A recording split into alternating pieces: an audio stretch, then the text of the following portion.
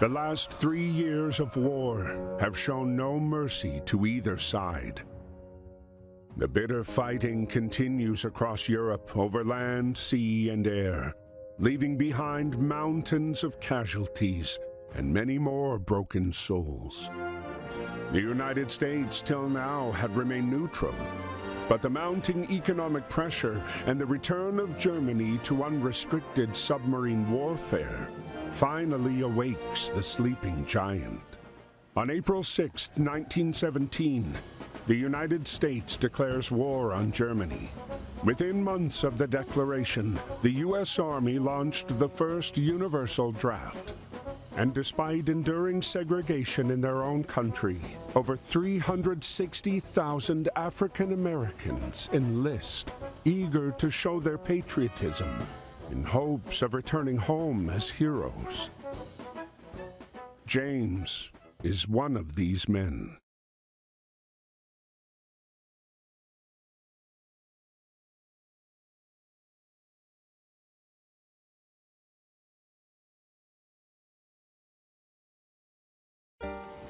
Dear Brother James, I hope this letter finds you well and that working at the docks is not too backbreaking. It's good to receive news from you and from home. Keeps my mind off of the war.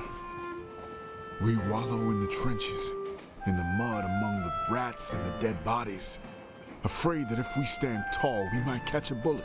But if you take anything from my letter, I want it to be this. Do whatever you can to stay away from this madness. You followed me everywhere when we were kids. But please, don't follow me here, James. There is nothing here but misery and death. Be safe and stay home. Freddie.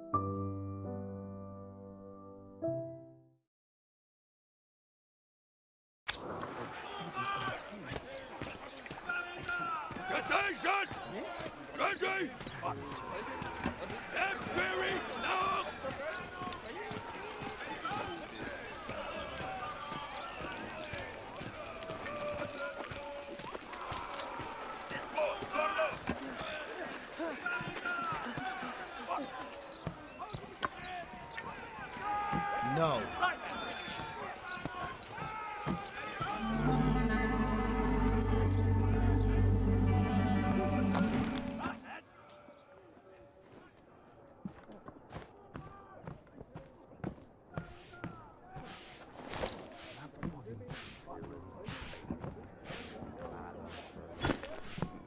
Up, up, up! I ain't half with it.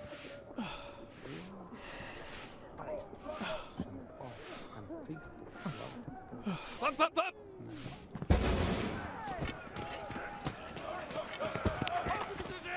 Your head down!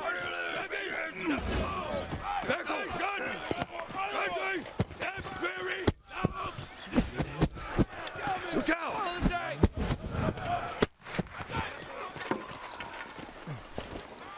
Hop, hop, hop! No poor rotation! No poor rotation! Hop, hop, hop! Look out!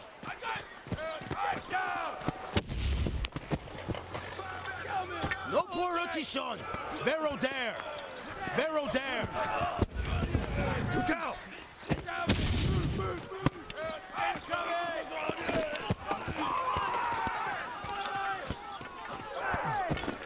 Vero there!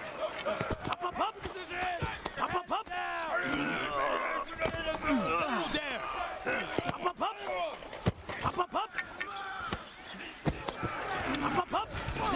Hook! Well, stop.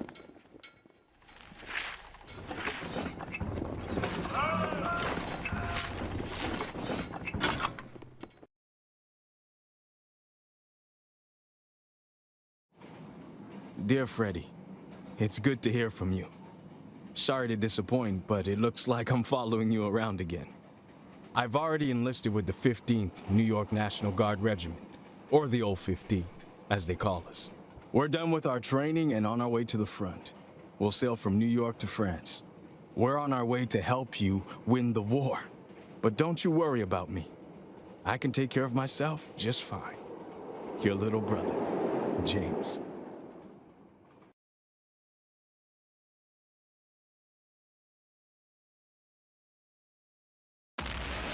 April 9th, 1917, Vimy Ridge. This geographic stronghold, held by the Germans since the early days of the war, remained impenetrable. In the latest attempt to break through the German defenses, ground forces were ordered to team up with the British Royal Flying Corps.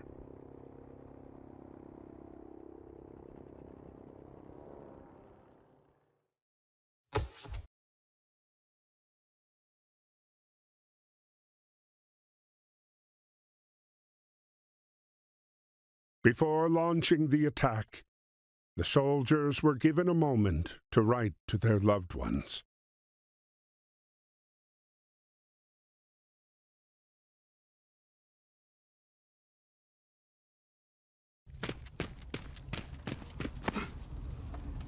Aim.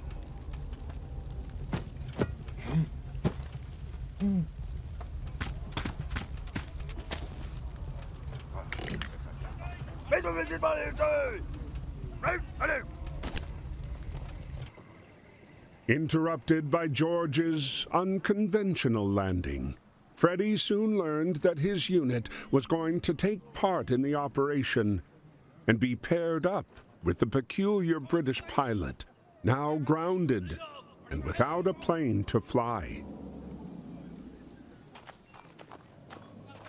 10 hot! Oh! Ready?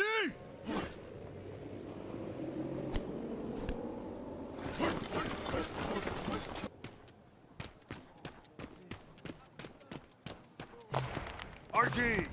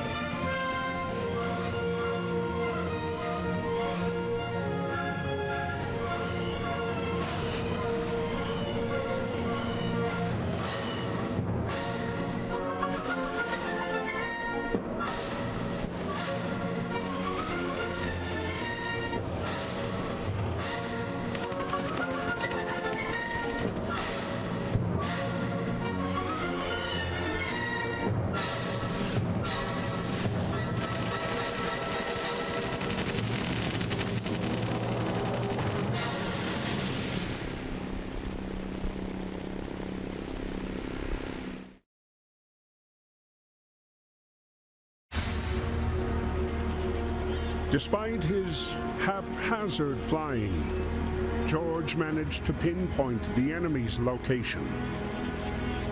He relayed the information to Freddy, who then launched the strike on the enemy cannons.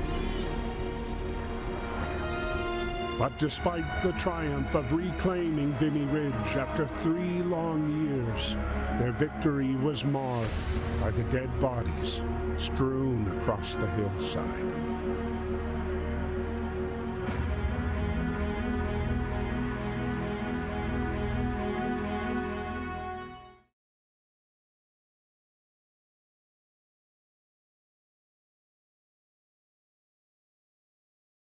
While Europe was torn apart by war, the U.S. had begun a massive mobilization in what many believed could permanently change the tide of the war.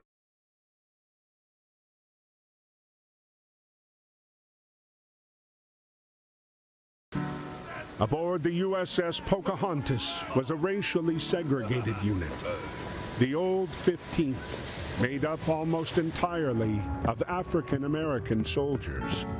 These men were sailing to Europe, ready to put their lives on the line, to prove their love for a country that didn't always love them back.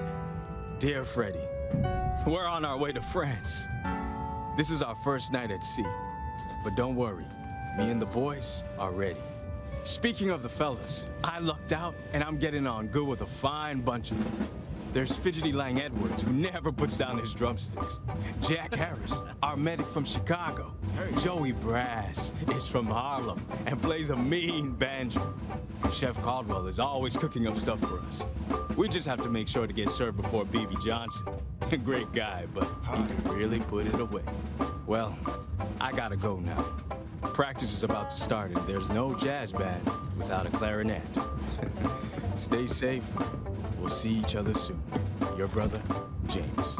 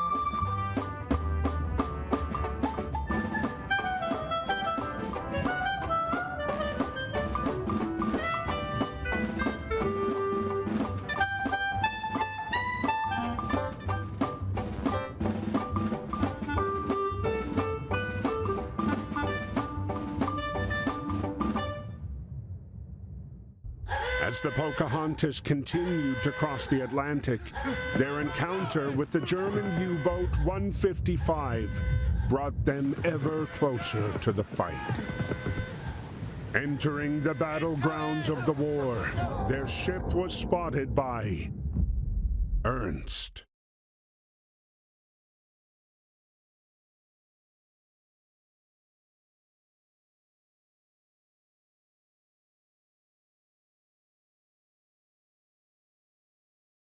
May 31st, 1916. On land, the conflict was bogged down in trench warfare. Neither the Allies nor the Central Powers were able to make significant gains. At sea, Allied forces dominated Germany with a crippling blockade.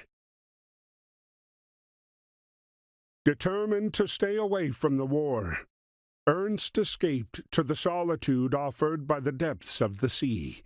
It was here, below the surface, that he scavenged, hoping to eke out a living.